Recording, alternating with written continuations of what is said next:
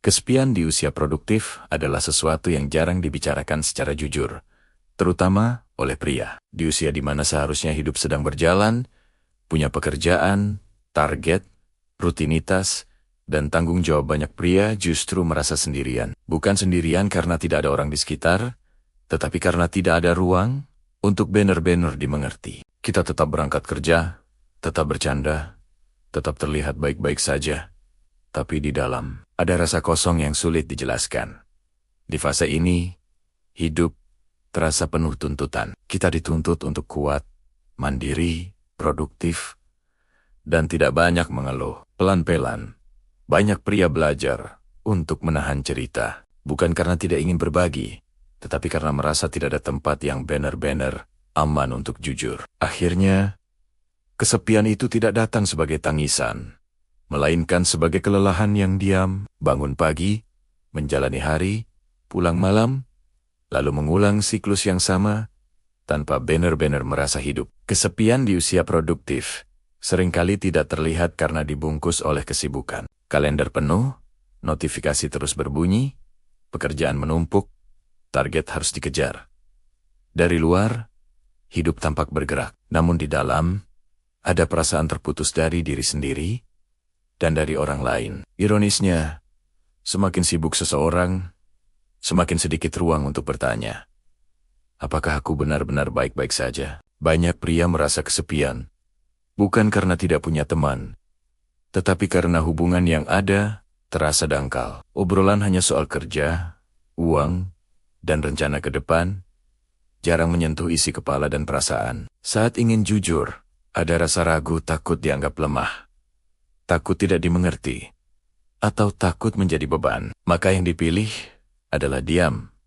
Dan diam yang terlalu lama berubah menjadi jarak emosional. Kesepian ini juga sering muncul ketika hidup terasa seperti perlombaan. Kita melihat orang lain melaju lebih cepat, karier naik, bisnis berkembang, keluarga terbentuk, sementara kita masih berjuang di titik yang sama. Perbandingan itu tidak selalu disadari, tapi pelan-pelan menggerogoti rasa percaya diri. Disinilah kesepian menjadi lebih dalam, karena bukan hanya merasa sendiri, tetapi juga merasa tertinggal. Namun penting untuk disadari bahwa kesepian di usia produktif bukan tanda kegagalan.